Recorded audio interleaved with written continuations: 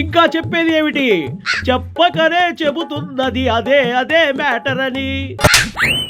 అయినా నాకన్నా నీకే ఎక్కువ సంతోషంగా ఉందేంట్రా బాబు?